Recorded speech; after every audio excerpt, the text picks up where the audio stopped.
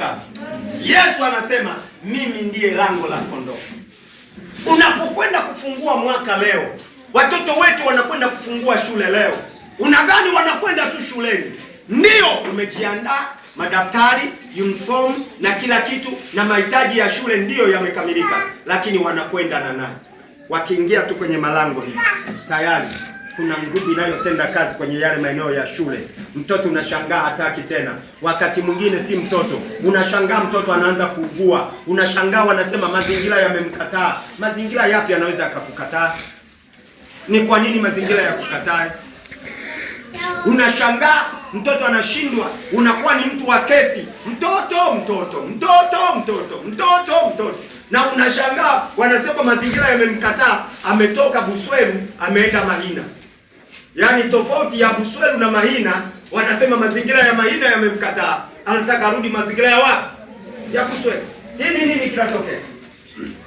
Hakiwezi. Ni kwa sababu hatujafunguka katika namna ya kiufahamu, namna ya kuunganisha mifumo yetu ya maisha yetu ya kawaida na kuunganisha na mifumo ya Mungu aliye hai. Ndio maana tukasema kabla watoto wetu hawajaenda shule, tunataka kuwaunganisha kwenye mifumo ya sheria. Unaweza ukalipa gharama nyingi sana, lakini watoto wasifanikiwe. Unahitaji kuwekeza kwenye mifumo ya elimu. Unahitaji kuwekeza kwenye sadaka zao.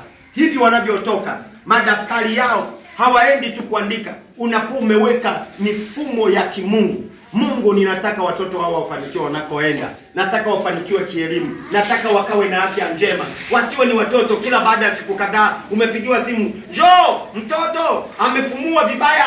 Njoo, mtoto sijui anakoroma. Njoo, mtoto tunaona ana pneumonia." Hiyo yote ni magugu yanayopandwa. Wakati wewe unahangaika kutafuta ada, unasahau kuwaweka watoto wako katika Mungu. Unasahau kuwasogeza katika madhabahu ya Bwana. Unahangaika tu na ada, unapambana tu na ada, unapambana na hiki. Shuleni wametaka hiki, shuleni wanataka hiki. Nisipopeleka salary slip, mtoto hataingia. Unahangaika, unakopa. Umeenda kumpeleka mbele za Bwana kwamba baada ya gharama hizo mtoto atakuwa na akili ya kuelewa anachofundishwa, mtoto atakuwa na afya njema, mtoto atakuwa na ushirika gani. Hili ni jambo la kujiuliza na ni jambo la muhimu sana. Sasa jambo la kwanza ambalo tunataka tuliangalie, lango la afya. Lango la afya. Hauwezi kufanikiwa katika namna yoyote ikiwa afya yako si bora. Kama hautakuwa na afya nzuri, hauwezi kufanikiwa. Wala hauwezi kufurahia mafanikio yoyote yanayoweza yakatokea kwenye maisha yako ikiwa afya yako si njema. Afya ni lango la muhimu sana. Afya ni lango la muhimu sana. Ni lango ambalo unapaswa kuliwekezea uwekezaji mkubwa. Na ndio maana dunia ina mfumo ulioimara kwa watu wake kwa namna ya afya. Dunia ina mfumo uko imara sana kwa watu wake katika namna ya afya. Kama ni mfumo unaamini waganga wa kienyeji, kitu cha kwanza watahakikisha wanakuzindika, wanakuzuia ili usije ukarogwa. Maana wao wanaamini kila ugonjwa ni kurogwa. Kwa hiyo zindiko wanalokuwekea uwe na afya, usije ukawa na ugua. Ndio wanachokuwekea. Kwa hiyo wanaamini kwenye afya ndipo ambapo kuna mafanikio namba moja. Na mtu ananielewa hapo sasa? Lakini ukienda tena kwenye mifumo ya wasomi, huyu ndugu amesema yeye ni mwalimu, na wale wengine ambao mmefanya kazi serikalini, kitu cha kwanza unapoingia tu kazini namna hii wanasema bima. Unanielewa sawa sawa? Cha kwanza wanasema nini? Bima. Ukiingia chuo kikuu cha kwanza wanasema nini? Bima. Hii wamelenga nini? Afya. Tuko pamoja? Haleluya. Wamelenga nini? Afya. Kuna binti yetu napata kazi juzi, akatupigia simu asema, baba na mama, naombeni mnitumie taarifa zenu niwaunganishe kwenye bima ya afya. Mimi sasa ninakwenda, watu wa Mungu, nimebakiza miaka michache nilitae, maana yake nitoke kwenye mifumo ya wafanyakazi. Mimi sasa hivi kuomba kazi, ajira sio rahisi, labda niteuliwe, lakini umri umeshanitupa. Hata kama vyeti vyangu vitakuwa vizuri mno, labda nipewe kwa mkataba, lakini sio kuajiriwa ajira ya kudumu. Mimi nishavuka hivyo viwango. Sasa kaniambia nataka niwaunge kwenye mfumo wa afya. Kwa nini? Wanataka kuhakikisha ili utumike vizuri uwe na afya njema. Uwe na afya njema. Kwa hiyo jambo la kwanza wanataka kuhakikisha afya. Lango la kwanza ambalo tunapaswa kuliangalia kwa namna pekee ni mfumo wa afya.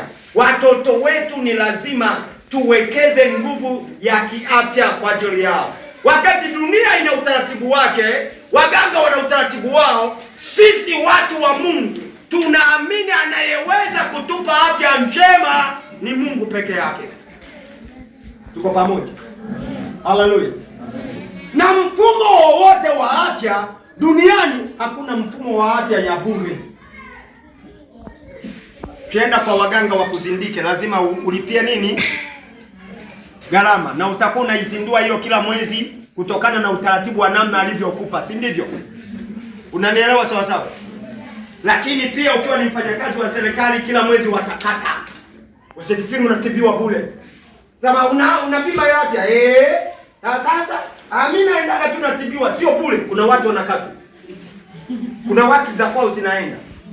So unapoona kama hivyo binti yetu anatukatia bima, sio kwamba eti tunaenda kutibiwa bure. Hatutibiwi bure. Analipia huyo mtoto. Analipia gharama za matibabu yetu. Sio bure. Kwa hiyo sije ukasema mimi na bima afya natibiwa kwa bure, huna akili. Hakuna cha bure. Na tunapotaka kuwekeza afya kwa Mungu wetu, ana namna alivyoiweka. Anasema nitawaponya. Ukisoma katika mambo ya Walawi na mambo ya Kutoka na Kumbukumbu, utaona kulikuwa na sadaka ya ondoleo la dhambi, sadaka ya ondoleo la mabaya, sadaka ya ondoleo ya magonjwa. Wakati fulani Daudi akakosea. Alipokosea, Mungu akamuuliza, chagua ni mahali gani nitakuweka. Nikutie kwenye mikono ya maadui zako wakimbie, ama nikutie kwenye ugonjwa wa tauni, ama nikutie kwenye njaa. Chagua.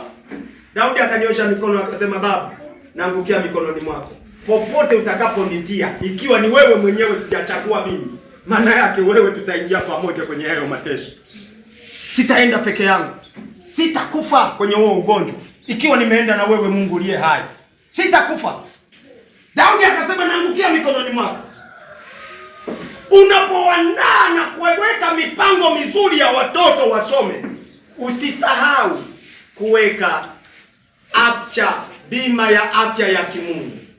Malipo ya afya ya watoto wako. Kuna magonjwa mengine hayaonekani kwa madaktari. Ni magonjwa ya kuchanganywa. Atafika form 4 magonjwa ya kuchanganywa. Lakini kama uliwekeza uwekezaji mzuri kwa namna ya sadaka ya ulinzi ya afya, kuna mambo mengine yanapitaga tu kama upepo. Unasikia kuna upepo, magonjwa fulani yamepita, yanasumbua sana watoto wa umri fulani, kwa kuwa wakwako ulikuwa umemkatia bima ya upambanaji wa katika ulimwengu wa kiroho. Unashangaa upepo ule unapita na watoto wako wanakuwa salama. Mara nyingi tumejikuta tumeingia kwenye mambo yasiyofaa na kujikuta watoto wetu wamedumbukia humo, kwa sababu tumeamini katika mifumo ya duniani kuliko mfumo wa kimungu. Tumeamini sana mifumo ya duniani. Kama hauna bima ya afya, unahirizi kiunoni mwako. Maana nayo imewekwa kama bima kwamba ndio inayokukinga. Na ndio maana ukipata una shida kidogo, unauliza kwa mtaalamu, imekuwaje? Bwana asifiwe. Unaelewa sasa? Lazima tuangalie lango la afya. Watoto wetu wanapokwenda kule, wataanza kwenda kula vyakula tofauti na unavyokulaga wewe. Afya yao inaweza ikakataa tu kwenye chakula, wakawa wanahalisha tu, ukashangaa magonjwa yaishi kwenye miili yao. Kila ukipimo unaambiwa ana typhoid, kila ukipimo unaambiwa ana typhoid, kila ukipimo unaambiwa ana typhoid, kila ukipimo unaambiwa ana UTI, mpaka umeiwema imekuwa sugu. Kwa nini? Mifumo ya afya ya kimbingu haukuitambua. Umetegemea sana mifumo ya ulimwengu huu. Yesu asifiwe sana.